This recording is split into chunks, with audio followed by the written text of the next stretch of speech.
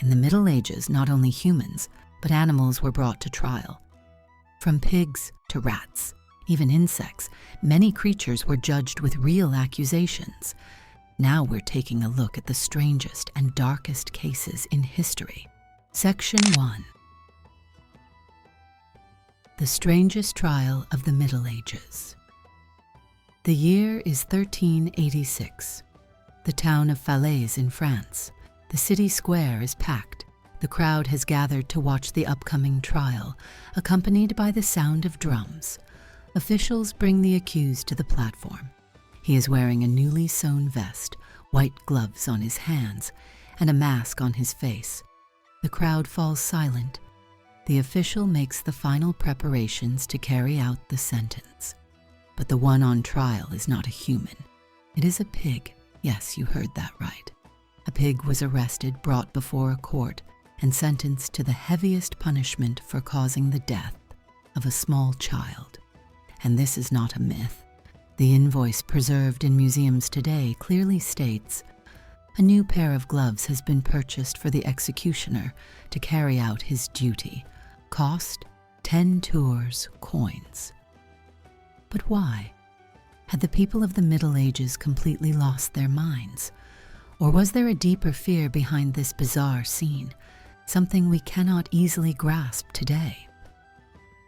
Tan, why did they do this? Medieval justice. To understand this, we need to look into the mindset of the time. The Middle Ages were marked by plagues, wars, and famine. Death was always at the doorstep. For people, the only refuge was the order created by God and his justice. Legal scholars relied on an old principle. If an ox causes the death of a human, the ox must be destroyed. In their view, animals possessed a form of moral awareness. If a pig committed an offense, it was not a mere accident. It was an act that disturbed the divine order. If the animal was not punished, they believed the balance of the universe would be broken, bringing disasters upon society. Thus, courts were established. But the strangeness didn't end there. Domestic animals, pigs, bulls, horses, were judged in civil courts. Rats, insects, and locusts, creatures that could not be controlled, fell under the jurisdiction of ecclesiastical courts. And that is where things became even stranger. Section 3. The pig, tried with her piglets. The year is 1457. In the region of Savigny, a mother pig and her 6 piglets were arrested for being involved in a tragic incident. All of them were placed in a real prison used for humans. Yes, you heard correctly. Animals stayed in the same cells as people. The guards even issued invoices for the food the pigs ate and the number of days they stayed, just like human prisoners.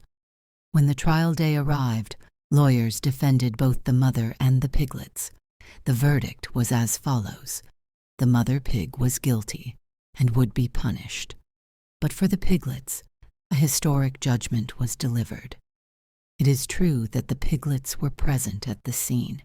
However, it cannot be proven that they consciously participated in the act. Furthermore, they are young and were under the influence of their mother.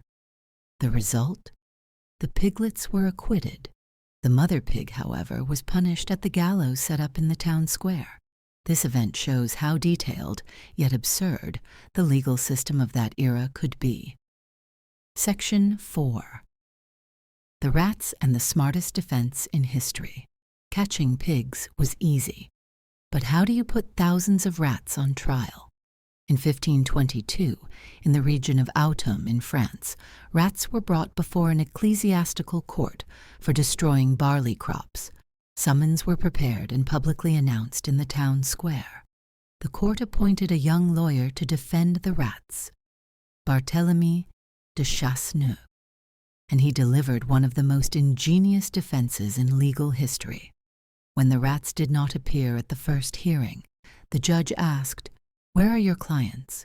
The lawyer replied, "Your Honor, my clients do not live in a single village. They are scattered across many places. It is possible that the summons did not reach all of them. We request additional time." The request was accepted. At the second hearing, the rats were again absent. Barthélemy played his final card. My clients wished to come. However, on the roads, their natural enemies, cats, are lying in ambush. According to the law, a defendant cannot be forced to appear in court if the journey poses a threat to their life. The judge thought and agreed. Since the cats could not all be restrained, the case was postponed indefinitely. Thanks to their lawyer's brilliance, the rats escaped punishment. Section 5. Insects, excommunication, and the final word. Some cases did not end with punishment or acquittal. Sometimes negotiation was needed. In 1587, in the town of Saint-Julien, a trial lasting 8 months was held between villagers and insects that had invaded the vineyards. The insect's lawyer argued, "God created these creatures so they may feed.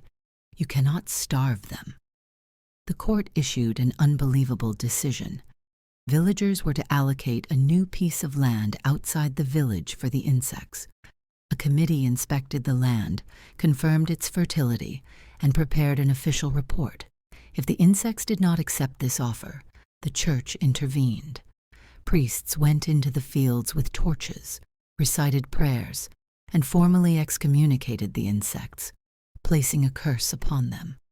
From today's perspective, all of this seems humorous or fantastical, but for the people of the Middle Ages, it was a way to make sense of a chaotic world.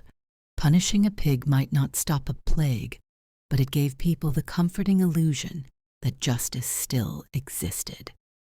If you want to hear more forgotten and bizarre stories from history, don't forget to subscribe and share your thoughts in the comments. See you in the next video in another shadowy corner of the Middle Ages.